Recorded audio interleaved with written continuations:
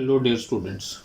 आज की इस क्लास में हम echelon form, reduced echelon form, Gaussian elimination और गॉस जॉर्डन एलिमिनेशन मेथड्स के बारे में पढ़ेंगे। तो पहले ये देखते हैं कि एक मैट्रिक्स से क्या मुराद है। If m and n are positive integers then an m cross n या m by n matrix is a rectangular array. देखिए ये वाला जो लिखा गया है दो ब्रैकेट्स में, इसको हम मैट्रिक्स कहते हैं। देखिए इसकी जो पहली एंट्री है वो A11, second A12, third A13 up to so on A1n। तो आप देख सकते हैं कि जैसे हम कहेंगे दिस इज फर्स्ट रो, यानी A11, यहाँ ये जो पहला वन है ये हमें ये शो करेगा कि ये कौन सी रो का मेंबर है, और ये जो दूसरा वन है ये शो करता है कि ये कॉलम नंबर 1 में मौजूद है। इसी तरह यहाँ A12 में देखा जाए तो ये फर्स्ट रो और सेकंड कॉलम में मौजूद है, इस वजह से हम इसे 1-2 से मेंशन कर रहे हैं। ये सब इंडेक्स कहलाते हैं। इसी तरह A13 up to so on A1n, यानी इसमें टोटल n कॉलम्स हैं। इसी तरह फिर सेकंड रो लिखते हुए A21, A22, A23 up to so on A2n तक हम लिखेंगे।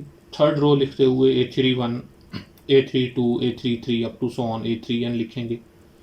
इट मीन कोई भी रो लिखनी हो तो उसका जो पहला नंबर है वो फिक्स रहेगा और दूसरे वाला चेंज होता जाएगा। फॉर एग्जांपल हम ये कहें कि ith रो जो है तो उसकी एंट्रीज होंगी AI1, AI2, AI3 up to so on AIN, और आखिर में mth रो, आखिरी रो जो है वो AM1, AM2 up to so on AMN तक हम जाएंगे। तो आप ये देख सकते हैं कि ये एक ऐसा मैट्रिक्स है जिसमें m रोज हैं और n कॉलम्स हैं। तो इस वजह से हम ये कहते हैं कि इस मैट्रिक्स का जो ऑर्डर है या इसका जो साइज है वो m/n है। मैट्रिसेस को अमूमन हम कैपिटल लेटर से और उनकी एंट्रीज को स्मॉल लेटर से डिनोट करेंगे। मैट्रिसेस की बहुत सिंपल सी कुछ टाइप्स हैं, जैसे रेक्टेंगुलर मैट्रिसेस। रेक्टेंगुलर मैट्रिसेस ऐसे मैट्रिसेस होते हैं जिनमें नंबर ऑफ रो और नंबर ऑफ कॉलम्स इक्वल नहीं होते। Number of rows is not equal to number of columns, और अगर ये दोनों इक्वल हों, नंबर ऑफ रोज और नंबर ऑफ कॉलम्स इक्वल हों, तो उन मैट्रिसेस को कहा जाता है those are square matrices. Okay, number of rows is equal to number of columns. तो छोटी क्लासेस में आप बहुत सारी इनकी डेफिनेशंस पढ़ चुके हैं। कॉलम मैट्रिक्स एक ऐसा मैट्रिक्स जिसमें सिर्फ एक ही कॉलम हो। रो मैट्रिक्स जिसमें सिर्फ एक ही रो हो। डायगोनल मैट्रिसेस वो मैट्रिसेस होते हैं जो स्क्वायर मैट्रिसेस हों और उनके डायगोनल के अलावा बाकी तमाम एंट्रीज जीरो हों। लेकिन चूंकि अभी हमारा पर्पस मैट्रिसेस को ज़्यादा डिस्कस करना नहीं है बल्कि एचिलॉन फॉर्म और रिड्यूस्ड एचिलॉन फॉर्म की तरफ बढ़ना है, तो हम ये देखते हैं कि सिस्टम ऑफ लीनियर इक्वेशंस को सॉल्व करने के लिए मैट्रिसेस कैसे हेल्पफुल हैं। यहाँ एक एग्जांपल दी गई है कि इसमें सबसे पहले ये देखा जाए कि हमारे पास एक सिस्टम गिवन है। इस सिस्टम में जो फर्स्ट इक्वेशन है x minus 4y plus 3z equal 5, second equation में minus x plus 3y minus z equal -3, और थर्ड इक्वेशन में 2x माइनस 4z इक्वल है 6 के। अब इस सिस्टम को मैट्रिक्स की फॉर्म में चेंज करने के लिए हम यहाँ ऑगमेंटेड मैट्रिक्स बनाएंगे। ऑगमेंटेड मैट्रिक्स में पहले कॉलम में x के कोफिशिएंट्स होंगे। आप यहाँ देख सकते हैं कि यहाँ x का कोफिशिएंट 1 है, फिर नीचे -1 है और नीचे +2 है।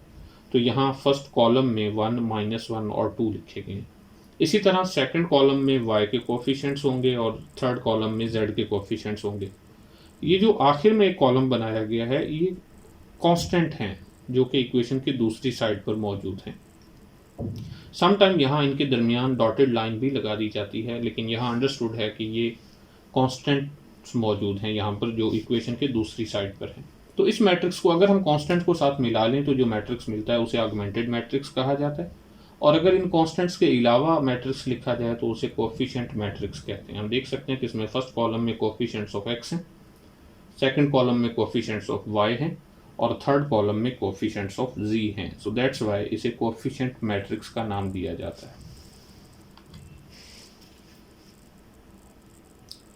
ओके, तो इसके बाद हम कुछ रो ऑपरेशंस की बात करने वाले हैं। हम ये जानते हैं कि जब भी हमारे पास, इससे पिछले लेक्चर में हमने देखा कि जब भी हमारे पास कोई सी दो इक्वेशंस हो तो हम किसी भी दो इक्वेशंस की जगह बदल कर लिख सकते थे। तो इसी तरह जब हम इक्वेशंस को मैट्रिसेस की फॉर्म में चेंज कर रहे हैं, यहाँ ऑगमेंटेड मैट्रिक्स में देखिए कि जब हम इस इक्वेशन और इस इक्वेशन को आपस में इंटरचेंज कर सकते थे, तो इसका मतलब ये है कि यहाँ ये जो ऑगमेंटेड मैट्रिक्स है इसमें रो नंबर 1 और रो नंबर 3 को आपस में इंटरचेंज किया जा सकेगा।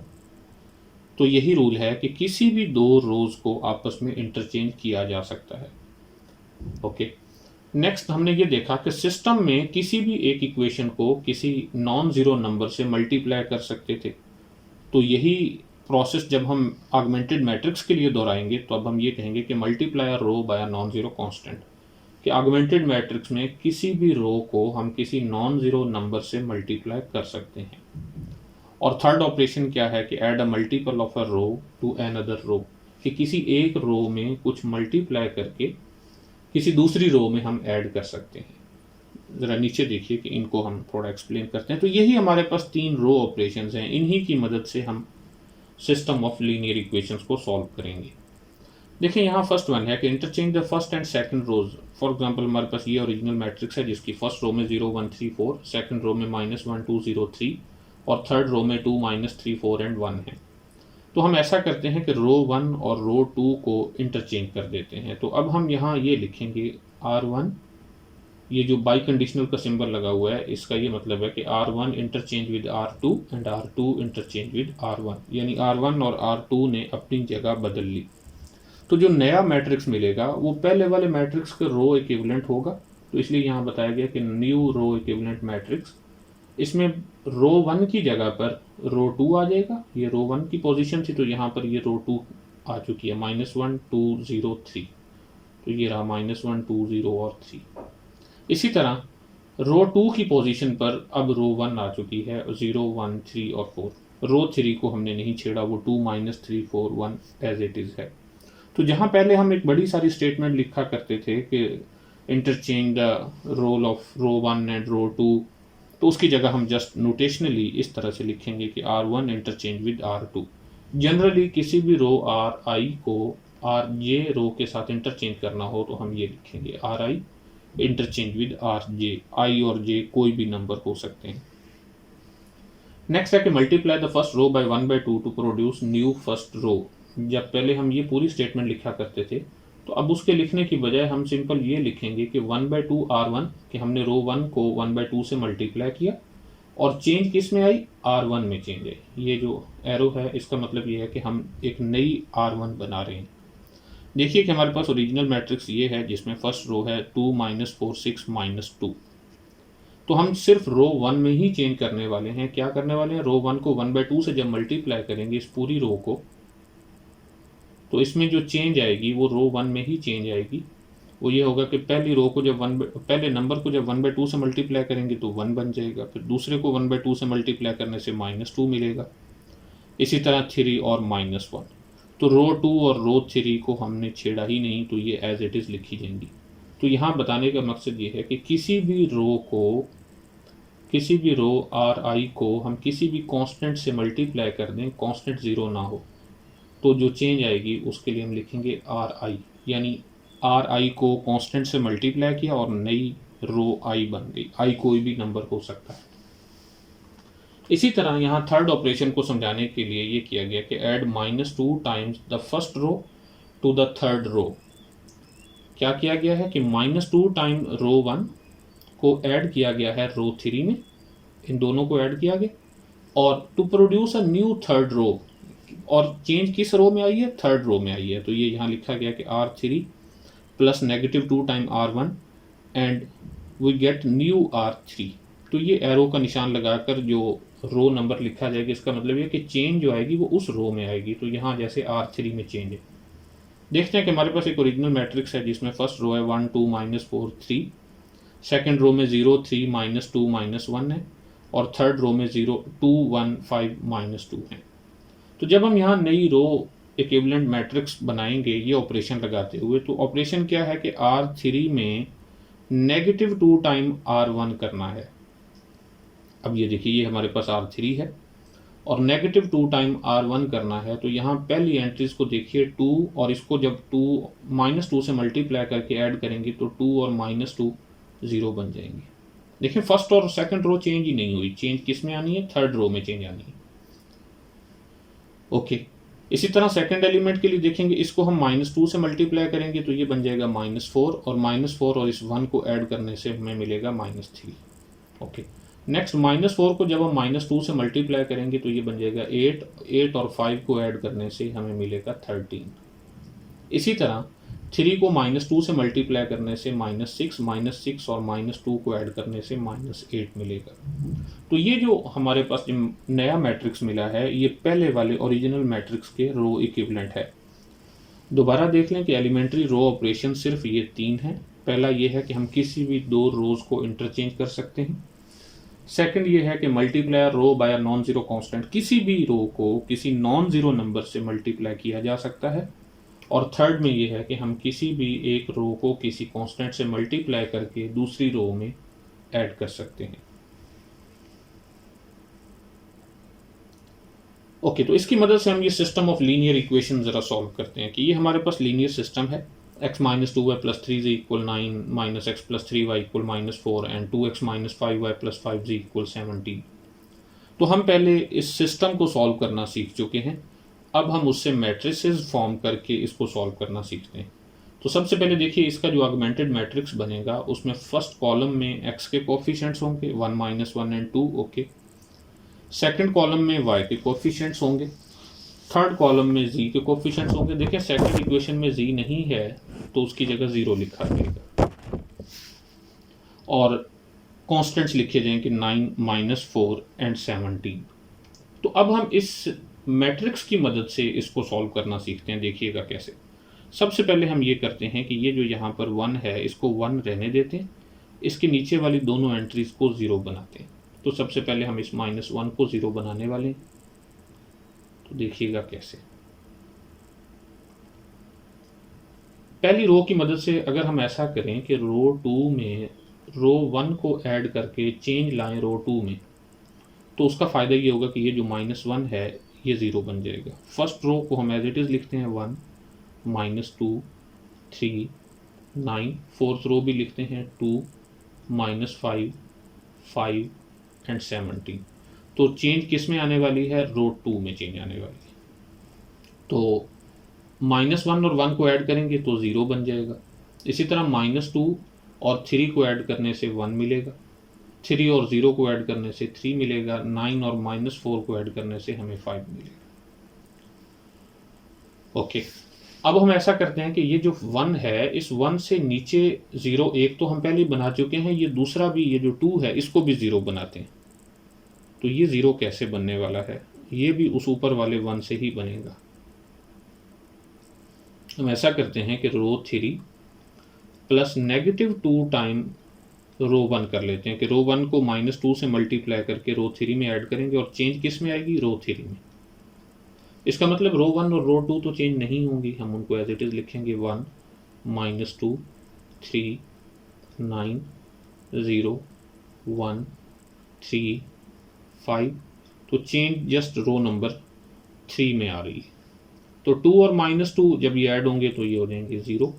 इसी तरह -5 और इसको -2 से मल्टीप्लाई करेंगे तो ये हो जाएगा 4। 4 और -5 को ऐड करने से -1। इसी तरह 3 को -2 से मल्टीप्लाई करेंगे तो -6, -6 और 5 को ऐड करने से -1 मिलेगा। और 9 को जब हम -2 से मल्टीप्लाई करेंगे तो हमें मिलेगा -18। -18 में हमने 17 को ऐड करना है तो हमारे पास आंसर होगा -1। ओके, तो ये अभी हमने क्या किया कि हमने फर्स्ट रो में 3 कोएफिशिएंट्स हमारे पास इन्वॉल्व हैं x, y और z, जबकि सेकंड रो में हमारे पास 2 कोएफिशिएंट्स हैं y और z। और थर्ड इक्वेशन में भी हमारे पास 2 ही मौजूद हैं। देखें फर्स्ट में ये जो दोनों 0 बन चुके हैं, इसका मतलब यह कि x कोएफिशिएंट्स तो ना हुए ना 2 इक्वेशंस में, सेकंड और थर्ड में। तो सेकंड इक्वेशन में y और z, तो हम ये चाहेंगे कि थर्ड इक्वेशन में y भी ख़त्म हो जाए, तो इसलिए हमें ये -1 भी यहाँ से ख़त्म करना होगा। इसको ख़त्म करने के लिए हम क्या करेंगे कि अगर हम रो 3 और रो 2 को ऐड करके रो 3 प्लस रो 2 करके चेंज करें रो 3 में जस्ट, तो ये 0 बन सकता है। तो first row as it is लिखेंगे 1, -2, 3, 9। रो 2 लिखेंगे 0, 1, 3, 5। और रो नंबर 3 में जो चेंज आएगी वो होगी 0 और ये 0, 1। सॉरी, हम रो 3 और रो 2 को ऐड कर रहे हैं तो इस 1 का कोई लिंक नहीं है। 0 और ये 0 ऐड होंगे तो हमारे पास 0 मिलेगा। -1 और ये 1 ऐड होंगे तो 0 मिलेगा। इसी तरह -1 और ये 3 ऐड होंगे तो 2 मिलेगा, और -1 और 5 ऐड होंगे तो 4। तो यहां तक भी ये काफ़ी है, लेकिन हम इसे थोड़ा और सिंप्लीफाई कर सकते हैं। देखिएगा कैसे, कि अगर हम रो 3 को 1/2 से मल्टीप्लाई कर दें, 1/2 R3, और चेंज आने वाली है R3 में, तो इसका मतलब रो 1 और रो 2 तो चेंज नहीं होंगे, वो एज इट इज़ लिखते हैं। 1 -2 3 9 0 1 3 5, और जब हम रो 3 को मल्टीप्लाई करेंगे 1/2 से तो वो बन जाएगा 0 0। 2 को 1/2 से मल्टीप्लाई करेंगे तो 1, और 4 को 1/2 से मल्टीप्लाई करेंगे तो ये बन जाएगा 2। ओके, तो हमारे पास एक सिस्टम ऑफ लीनियर इक्वेशन था, उस सिस्टम से हमने ऑगमेंटेड मैट्रिक्स बनाया। ऑगमेंटेड मैट्रिक्स को सिंप्लीफाई करते हुए हमने उसकी एक सिंपलेस्ट फॉर्म बना ली, जो कि ये है।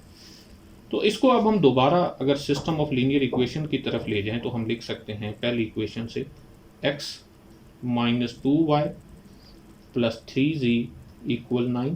दूसरी रो से हम ये लिख सकते हैं y + 3z = 5, और थर्ड रो से लिख सकते हैं z = 2। अब इस सिस्टम को सॉल्व करना बहुत आसान है। z = 2, हमें z का आंसर तो यहाँ से मिल चुका। हम इस z की वैल्यू जब इससे ऊपर वाली इक्वेशन में पुट करेंगे तो हमें मिलेगा y + 3 × 2 = 5, या फिर y + 6 = 5, या फिर y = -1। ओके, तो इस तरह हमें y और z दोनों मिल गए। इन दोनों वैल्यूज़ को जब हम इक्वेशन नंबर 1 में पुट करेंगे तो हमें मिलेगा x - 2 × y जो कि -1 है, और +3z जो कि 2 है, so that is equal to 9। So x + 2 + 6 = 9, so x + 8 = 9, या फिर हम लिख सकते हैं x = 1। तो यहाँ से हमें जो सॉल्यूशन मिला वो यूनिक सॉल्यूशन है, तो हम ये लिख सकते हैं कि सॉल्यूशन सेट में ये वाला मेंबर है 1 -1 एंड 2। तो आपने देखा कि कैसे एक सिस्टम ऑफ लीनियर इक्वेशन को हमने ऑगमेंटेड मैट्रिक्स में चेंज करते हुए सिंप्लीफाई कर लिया, और वो बड़ी आसानी से सॉल्व हो चुका। तो ये जो मुकम्मल प्रोसीजर है, एक सिस्टमैटिक वे में अगर हम इसकी बात करें तो हम देखते हैं कि एचिलॉन फॉर्म और रिड्यूस्ड एचिलॉन फॉर्म से क्या मुराद है। सबसे पहले row echelon form. A matrix in row echelon form has the properties below. 3 बातें होना चाहिए। सबसे पहले क्या है कि any row consisting entirely of zeros occur at the bottom of the matrix, कि अगर हमारे पास एक मैट्रिक्स एचिलॉन फॉर्म में है और उसमें कोई ज़ीरो रो भी है, तो वो रो ज़रूरी है कि सबसे आखिर पर हो, सबसे नीचे हो। ओके, अगर कोई है तो यहाँ ये कहा जा रहा है कि any rows consisting entirely of zeros, अगर कोई ऐसी रो जिसमें सारे ज़ीरो मौजूद हैं, उसे चाहिए कि वो उस मैट्रिक्स के सबसे आखिर पर हो, सबसे नीचे मौजूद हो। Okay, number 2, for each row that does not consist entirely of zeros, कि ऐसी रो जिसमें मुकम्मल तौर पर ज़ीरो नहीं है, इसका मतलब उसमें कुछ नॉन ज़ीरो हैं, तो उनमें जो फर्स्ट नॉन ज़ीरो एंट्री है उसे 1 होना चाहिए। उसको लीडिंग 1 कहा जाएगा, या फिर उसे पिवट एलिमेंट भी कहा जाएगा।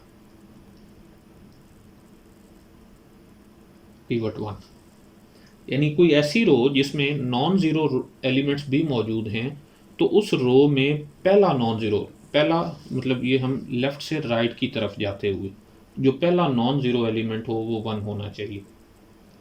ओके, और नंबर 3, फॉर 2 सक्सेसिव रोज, कोई सी 2 साथ वाली रोज ली जाएं, the leading 1 in the higher row is farther to the left than the leading 1 in the lower row, कि जब हमारे पास कोई सी 2 सक्सेसिव रोज हम लें, साथ साथ वाली रोज लें, तो उनमें जो ऊपर वाली रो है, फॉर एग्जांपल मैं यहाँ इस रो की और इस रो की बात करता हूँ, तो ये दोनों साथ साथ वाली रो हैं। फॉर एग्जांपल इसमें 1 यहाँ पर है, लीडिंग एलिमेंट जो है, तो नीचे जो है वो 1 इससे आगे शिफ्ट होना चाहिए। ये कहा गया कि सेकंड, फॉर एग्जांपल जो भी हम 2 सक्सेसिव रोज लें, तो उनका जो लीडिंग एलिमेंट है वो नीचे वाली रो में लीडिंग एलिमेंट राइट साइड पे शिफ्ट होना चाहिए, और ऊपर वाली रो में लेफ्ट साइड पर होना चाहिए लीडिंग एलिमेंट 1, तो हम ये कहते हैं कि वो एचिलॉन फॉर्म में है। दोबारा देख लीजिए कि फर्स्ट में ये कहा गया है कि any row consisting entirely of zero रखकर at the bottom of the matrix, कोई ऐसी रो जिसमें सारे एलिमेंट्स जीरो हैं उसे सबसे आखिर पर होना चाहिए। नंबर 2 में कहा गया कि किसी नॉन जीरो रो में जो पहला नॉन जीरो एलिमेंट हो वो 1 होना चाहिए। और नंबर 3 में ये कहा गया है कि हमेशा रो वाइज नीचे की तरफ बढ़ते हुए उनके लीडिंग एलिमेंट राइट साइड पर शिफ्ट हो जाने चाहिए, यानी आगे की तरफ चले जाएं, तो हम ये कहते हैं कि वो मैट्रिक्स एचिलॉन फॉर्म में है। समटाइम्स बाज बुक्स में ये जो नंबर 2 कंडीशन है ये नहीं लगाई जाती, ये ज़रूरी नहीं समझा जाता कि लीडिंग एलिमेंट 1 हो। तो ये जो बुक हम फॉलो कर रहे हैं रॉन लार्सन की, तो इसमें ये कंडीशन इन्होंने यूज़ की है, तो हम भी फर्दर थ्योरी में एचिलॉन फॉर्म पढ़ते हुए ये रिस्ट्रिक्ट करेंगे कि लीडिंग एलिमेंट हमेशा 1 हो। ओके, ये तो थी एचिलॉन फॉर्म। दूसरी जो मेन टर्म है हमारे पास वो है रिड्यूस्ड रो एचिलॉन फॉर्म। अब रिड्यूस्ड रो एचिलॉन फॉर्म में सिर्फ एक चीज़ और होनी चाहिए कि अब matrix in row echelon form, एक तो ये है कि पहले मैट्रिक्स एचिलॉन फॉर्म में हो, तो फिर वो रिड्यूस्ड रो एचिलॉन फॉर्म में कब बन जाता है कि जब every column that has a leading one has zeros in every position above and below in its leading one, below it's leading one, कि जब भी मैट्रिक्स एचिलॉन फॉर्म में बन जाए तो उस एचिलॉन फॉर्म में जो लीडिंग एंट्रीज हैं, लीडिंग वन हैं, अगर उन तमाम कॉलम्स में उस वन के अलावा बाकी तमाम एंट्रीज जीरो हो जाएं तो हम ये कहते हैं कि वो एचिलॉन ही नहीं बल्कि रिड्यूस्ड एचिलॉन फॉर्म बन चुकी है। तो इनको एग्जांपल्स की मदद से देखते हैं। ये देखिए जी, हमारे पास ए है, इसमें ये जो पहली रो है इसमें पहला नॉन जीरो एलिमेंट 1 है। ओके, दूसरी रो में पहला नॉन जीरो एलिमेंट 1 है और तीसरी रो में भी पहला नॉन जीरो एलिमेंट 1 है। तो ये बात तो ठीक है कि हर रो में पहला नॉन जीरो एलिमेंट जो लीडिंग एलिमेंट है वो 1 है और जीरो रो है ही नहीं। ओके, तो हम नंबर 1 को इग्नोर करते हुए नंबर 2 देखते हैं। नंबर 2 के मुताबिक हर रो में लीडिंग एलिमेंट 1 है। नंबर 3 देखते हैं कि नंबर 3 में क्या कहा गया था कि हमेशा जो नीचे वाली रो का लीडिंग एलिमेंट हो वो राइट साइड पे शिफ्ट हो जाए। तो आपने ये देखा कि पहली रो में ये पहली पोजीशन पर है, दूसरी रो में वो उससे थोड़ा सा आगे जा चुका है लीडिंग एलिमेंट, और तीसरी रो में वो फर्दर आगे की तरफ लीडिंग एलिमेंट शिफ्ट हो चुका है।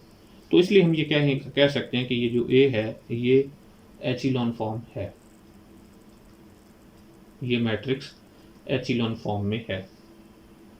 अब देखना ये कि क्या ये रिड्यूस्ड एचिलॉन फॉर्म में भी है। रिड्यूस्ड एचिलॉन फॉर्म में होने के लिए ज़रूरी था कि जहाँ जहाँ पर लीडिंग एलिमेंट है उन कॉलम्स में उनके अलावा बाकी सारे ज़ीरो हों। तो हम ये देखते हैं कि पहले 1 के नीचे वाले तो दोनों ज़ीरो हैं, लेकिन जब ये लीडिंग एलिमेंट हम ये देखते हैं तो इसके ऊपर नीचे तो ज़ीरो है लेकिन ऊपर ज़ीरो नहीं है। इसी तरह तीसरे लीडिंग एलिमेंट के ऊपर भी सारे एलिमेंट ज़ीरो नहीं हैं।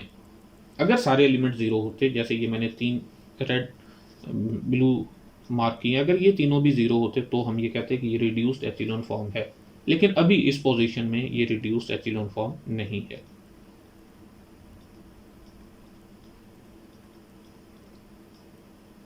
ओके, नेक्स्ट बी देखिए कि ये एचिलॉन और रिड्यूस्ड एचिलॉन हमने चेक करना है। देखें, पहली रो में पहला नॉन जीरो एलिमेंट 1 है, दूसरी रो में लीडिंग एलिमेंट नहीं है, जबकि तीसरी रो में लीडिंग एलिमेंट 1 है। तो पहली बात है ये एचिलॉन फॉर्म ही नहीं है। क्यों? क्योंकि एचिलॉन फॉर्म होने के लिए हमारे पास कंडीशन नंबर 1 ये है कि अगर कोई रो मुकम्मल तौर पर ज़ीरो है तो उसे सबसे आखिर में होना चाहिए। तो हम ये देख सकते हैं कि ये जो सेकंड रो है ये कम्प्लीटली ज़ीरो है, लेकिन ये एंड पर नहीं है। अगर ये यहाँ पर नीचे होती तो फिर ये एचिलॉन फॉर्म बन सकती थी, लेकिन at this position in this form this is not in echelon form, so not echelon। और अगर एचिलॉन नहीं है तो रिड्यूस्ड एचिलॉन भी नहीं होगी।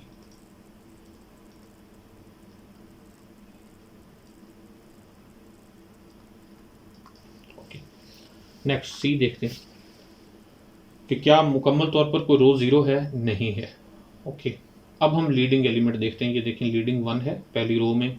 ओके, दूसरी रो में लीडिंग एलिमेंट ये भी 1 है, तीसरी रो का लीडिंग एलिमेंट भी 1 है और चौथी रो का लीडिंग एलिमेंट भी 1 है। और आप देख सकते हैं कि हर मर्तबा लीडिंग एलिमेंट आगे की तरफ शिफ्ट हुआ। सो ये एचिलॉन फॉर्म तो है। अब हमने देखना है कि क्या ये रिड्यूस्ड एचिलॉन फॉर्म भी है। रिड्यूस्ड एचिलॉन फॉर्म होने के लिए ज़रूरी है कि जहाँ लीडिंग एलिमेंट 1 हो, उसके नीचे और उसके ऊपर सारे ज़ीरो हों। तो ये 1 है, इसके नीचे सारे ज़ीरो हैं, ओके। ये लीडिंग एलिमेंट 1 है लेकिन इसके ऊपर ज़ीरो नहीं है। इसी तरह नेक्स्ट लीडिंग एलिमेंट के ऊपर भी सारे ज़ीरो नहीं हैं और आखिरी में भी सारे ऊपर ज़ीरो नहीं है। तो इस वजह से हम ये कह सकते हैं कि ये नॉट रिड्यूस्ड एचिलॉन फॉर्म है। नंबर डी देखिए कि अगर कोई रो मुकम्मल तौर पर ज़ीरो है तो वो एंड पर है, ओके। ये रो मुकम्मल ज़ीरो है और एंड पर है, ओके। अब देखते हैं कि क्या हर रो का लीडिंग एलिमेंट 1 है। पहली रो का लीडिंग एलिमेंट ये है, दूसरी रो का लीडिंग एलिमेंट ये और तीसरी रो का लीडिंग एलिमेंट ये है। तो ये तीनों 1 हैं और आगे की तरफ भी शिफ्ट हुए हैं, ओके। तो ये एचिलॉन फॉर्म है। अब देखना ये कि क्या ये रिड्यूस्ड एचिलॉन फॉर्म भी है। तो रिड्यूस्ड एचिलॉन के लिए जैसा मैं पहले बता चुका हूँ कि लीडिंग एलिमेंट के ऊपर और नीचे सारे ज़ीरो हों। तो ये लीडिंग एलिमेंट और इसके नीचे सारे ज़ीरो हैं, ओके। ये लीडिंग एलिमेंट है, इसके ऊपर और इसके नीचे सारे ज़ीरो हैं। फिर ये लीडिंग एलिमेंट इसके ऊपर और इसके नीचे सारे ज़ीरो हैं।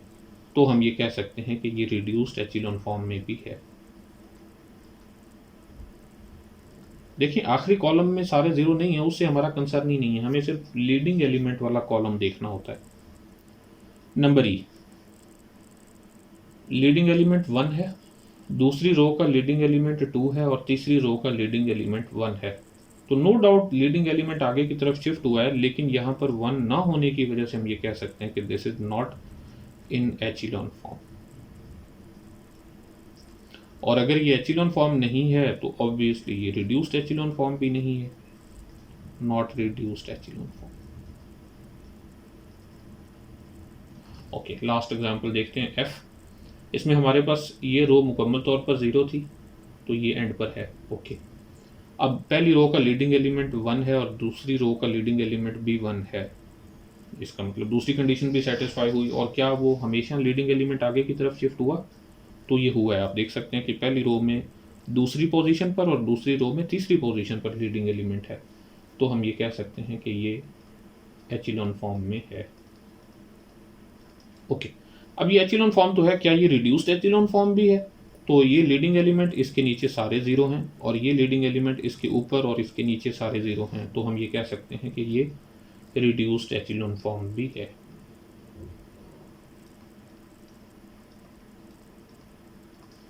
ओके, तो इस लेक्चर में हम यहीं पर एंड करते हैं। नेक्स्ट जो लेक्चर होगा उसमें हम एचिलॉन फॉर्म और रिड्यूस्ड एचिलॉन फॉर्म की मदद से सिस्टम ऑफ लीनियर इक्वेशंस को सॉल्व करना सीखेंगे, जो कि गासियन एलिमिनेशन और गास जॉर्डन एलिमिनेशन मेथड्स कहलाते हैं।